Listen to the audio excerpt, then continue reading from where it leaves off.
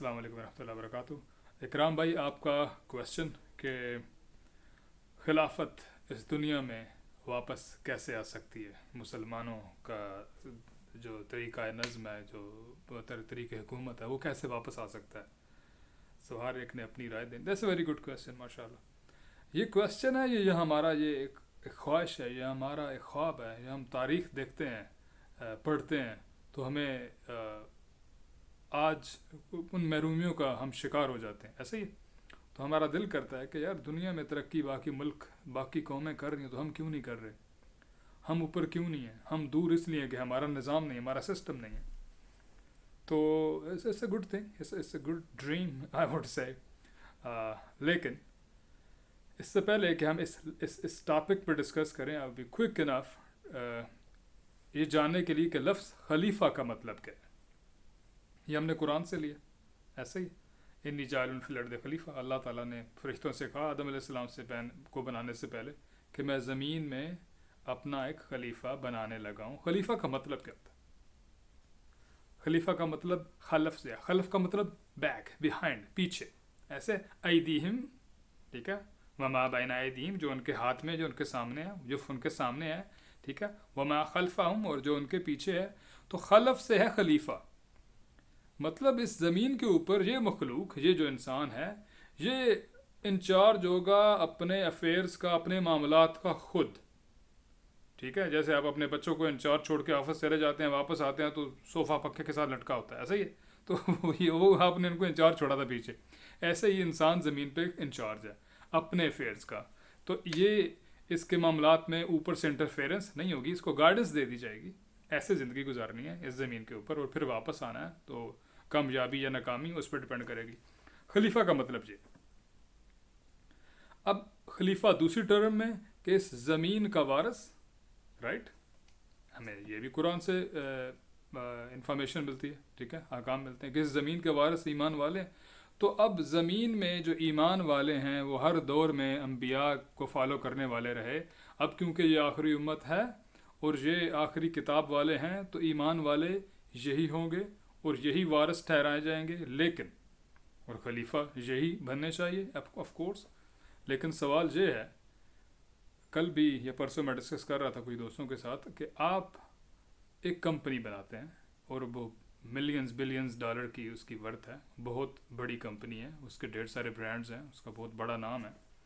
आपके 5 6 7 बेटे बेटी हैं, ठीक है। तो आप कहते हैं जो बड़ा है वो उसका पहले वारिस बनेगा वगैरह वगैरह एट द मोमेंट, या कोई भी आपकी रूल्स रेगुलेशन है। मुझे ये बताएं, अगर आपका बेटा नखट्टू है या बेटी आपकी वो नखट्टू है, उसको उसके पास कोई स्किल नहीं है, कोई इल्म नहीं है, कोई तहरीक नहीं है, कोई मोटिवेशन और विजन और मिशन नहीं है, वो सब उठते नहीं हैं, काम पे जाते नहीं, उनको ये भी नहीं पता कि उनके उनके उनकी उनकी फैक्ट्री की कैपेसिटी क्या है, वो बनाते क्या, उनको उससे कुछ लेना देनी अपने बाप के बिजनेस से। और बाप के बिजनेस उन्हीं के पास ही जाना, वो इसके वारिस होंगे। लेकिन वो किसको नेक्स्ट सीईओ या डायरेक्टर बनाएगा, किसको बनाएगा अपना नेक्स्ट खलीफा? वो किसी पड़ोसी के बच्चे को तो नहीं बनाएगा, उसकी तो वो ओनरशिप नहीं है। तो अपने बच्चों में से उसको चुनेगा ना जो अहल है, जो कॉम्पिटेंट है, जो लायक है, जो मेहनत करता है, जो ख्याल करता है, जो जिम्मेदारी कबूल करता है। ऐसे ही है, मुसलमान हम हैं, ज़मीन पे निज़ाम अल्लाह का चलाना, नाफज करना, इसका हमें हुक्म है। आमरकुम बिखमसिन, ये जो हदीस है ये वो ही बताती है कि तुम्हारा जवाब क्या है, ठीक है। लेकिन यार बात ये है कि हम कॉम्पिटेंट नहीं हैं। जैसे आप अपने नालायक बच्चों को अपनी कंपनी का सीईओ नहीं बनाना चाहते, को फारग है वो तो 2 दिन में डबो के रख देगा। जो मेरी हालत है, जो आपकी हालत है, हम उम्मत है, जो आज हमारी हालत है, ठीक है, उसमें तो हमारे नाम पे कोई रेडी भी ना लगाए, हमारी ओनरशिप में कोई अपनी रेडी भी ना दे जिसके ऊपर आलू प्याज लगे होते हैं कि यार ये तो तबाह करके रख देगा इसको, इससे बेहतर तो मैं चला रहा हूँ। तो जब तक मैं अपने आप को नहीं बदलता, कॉम्पिटेंट नहीं करता, स्किल्स नहीं लेता, नॉलेज नहीं लेता, इंटेलेक्ट अप्लाई नहीं करता, अल्लाह का कलाम समझ के, रसूल सल्लल्लाहु अलैहि वसल्लम की सुन्नत को, सहाबा का तरीका समझ के उसको अपनी ज़ात पे, अपने घर में, अपने अपने सराउंडिंग में अप्लाई नहीं करता, अपने मामलात और बाकी सारे एथिक्स एंड मॉरल्स में, तो फिर मैं क्यों ये समझ के बैठा हुआ हूँ कि ये मैं इस ज़मीन का खलीफा हूँ और मैंने इसको चलाना है, और ये कैसे वापस, ये ऐसे वापस आएगा, एक ईंट दूसरी ईंट से मिलके तीसरी ईंट को इकट्ठा करके ये दीवार बनाती है, फिर ऐसे छत बनती, ऐसे इमारत बनती है। वो पंजाबी में क्या कहते हैं, खग्गर ईंटें, राइट, जो ख़राब ईंट होती है उसको फेंक दिया जाता है। उसको बना उसको उसको जब आपने खूबसूरत मजबूत दीवार बनाती है तो बनाई जाती है, उसमें नहीं लगाया जाता उसको। ना ही कमज़ोर और गंदा मटीरियल इस्तेमाल होता है किसी अच्छी इमारत में। वो जो इमारत इस्लाम की रसूलुल्लाह सल्लल्लाहु अलैहि वसल्लम ने बनाई, उसकी ईंटें कौन थी? अबू बकर, उमर, उस्मान, अली, साद बिन अबी वक्कास, रिज़वान अजमईन, उन वो कितने बड़े नाम हैं। फिर जो उनके पीछे उनके रास्ते पे चले, जब जब उम्मत उनके रास्ते पे चली तब तब वो मजबूत ईंटें बनी। उस्मानियों में बनी, ठीक है, अब्बासियों में बनी, कहाँ नहीं बनी। अल्लाह कलाम लेने वाले अल्लाह की खालस उसका हुक्म मानने के लिए, अकामते दीन के लिए उठे, उन्होंने काम किया। लेकिन उन्होंने पहले अपना आप दुरुस्त किया, अपना किबला डायरेक्शन सीधी की कि मैं करने क्यों जा रहा हूँ। और हर एक शख्स ने अपनी अपनी जिम्मेदारी निभाई। सब ने ये नहीं कहा कि मैंने स्टीयरिंग व्हील पे बैठना है, मैं लीडर हूँ, ठीक है। जिसको जूता गाड़ना आता था उसने उस मकसद के लिए वो काम करना शुरू कर दिया, जिसको खेती बाड़ी आती थी उसने उस मकसद के लिए वो काम शुरू कर दिया।